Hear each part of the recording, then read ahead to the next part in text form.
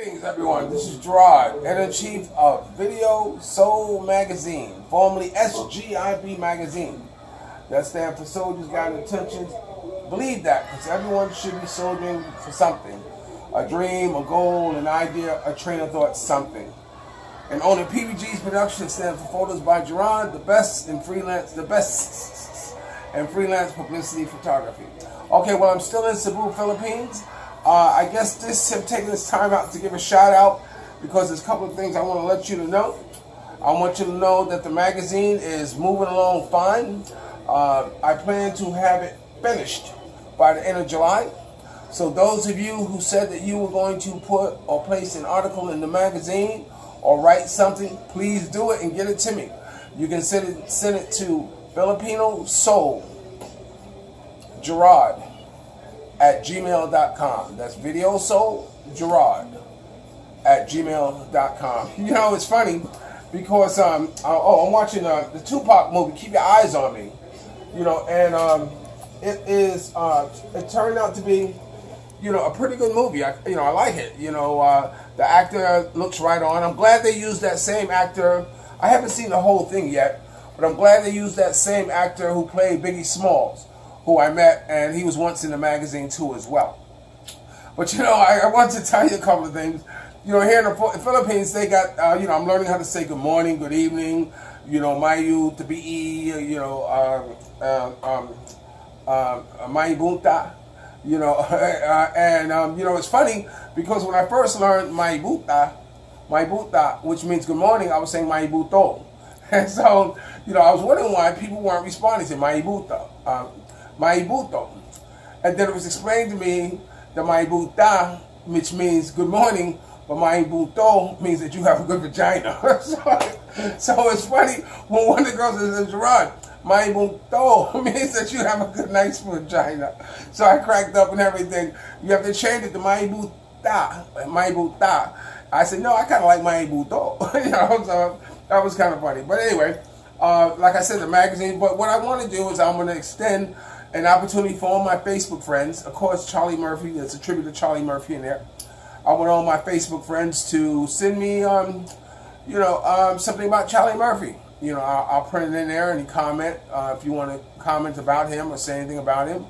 You know, he just passed recently, and it tears my heart that I was not able to get the magazine out before he passed away.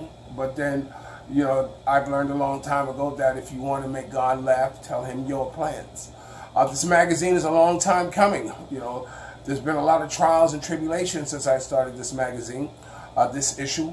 But the thing about it was that, you know, once I take $1 for advertisement on the magazine, I have to put it out no matter what.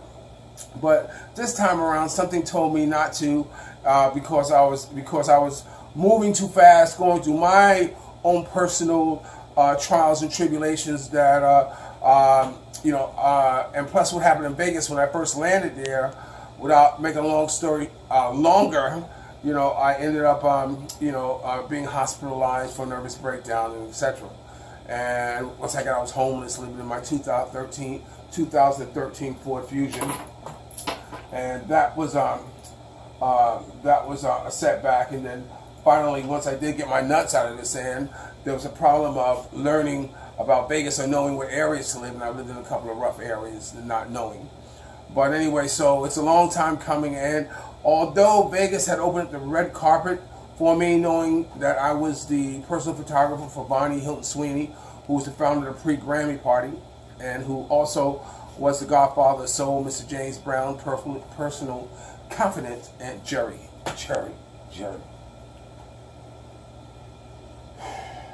Whenever I find myself talking too fast, I have to say the name Jerry a few times. Jerry was also a close confidant of Bonnie's, and he once told me I talk too fast. So whenever I find myself doing, I say his name a few times to remind myself I have to slow down. Jerry was also the first black-owned limousine company in Los Angeles. He is wife to Calamita Pittman, who has the Rose Breast Cancer Awareness Foundation that takes place, I think, every October or something like that. So if you see it, you know, go to it. It's probably going to be the closest thing that that's in existence today to what Bonnie did. Matter of fact, she was on the ground floor with Bonnie too. And Bonnie was also editor-in-chief of Mr. Brown's magazine called The Truth, which I was East Coast representative of. And we know if there's a heaven up above, Bonnie's teaching people how to network. And we love you, Bonnie, and we know you love this more. So with that being said, the magazine, like I said, it's coming along. I just finished a page for one of the artists who's going to appear in it. Named Quasi Selassie. Quasi Selassie is. Let me tell you the story about Quasi. Quasi is. He prides himself as being the only reggae artist who has never smoked marijuana or smoked a cigarette in his entire life. So in spite of the stereotypes that we have, or the stigmas that we have with reggae artists, he's definitely one who breaks that mold. There was an event I was invited to in Long Island, and it was pretty big. And I guess Quasi was sitting on the other side of the auditorium. And after I said what I said, or whatever, I guess people coming up greeting me and what have you, Quasi had approached me, and he says, I only have one. He was from Canada. He says, I only have one press kit, and he says, I want to give it to you. And let me tell you something. In this business, if you plan to make it, it's important that you have a press kit. A press kit consists of a headshot, a CD or a DVD, and a bio about yourself. You need to have that to make it in the industry, because you can't hand carry you can't hand carry your information to everybody, so you got to be able to mail it. And forget about it if you think everybody's going to go to a website and listen to you. I don't accept internet press kits, unless you're a major artist, for the simple reason that, listening to new music to me is like you have to be in the mood for it. Oftentimes, if I was taking a drive somewhere and I got the press kit by me, I'll reach in the back and pull out someone's press kit. Oh, let me see. And let me see what this artist's about. And then, that's the importance of the press kit. So he gave me the press kit, his press kit and what have you, and we ultimately hooked up together to the point where for a brief time I managed him. And it was funny because when he dropped one of the CDs that he did, in 2006. This is it here. I'm going to show it to you. Let me kind of show you the article. This is Quasi here. He's known as the Lion of Africa. He does a lot of relief work as far as touring through Africa, Ethiopia, and things of that nature, where he raised money to help those who are less fortunate in his country.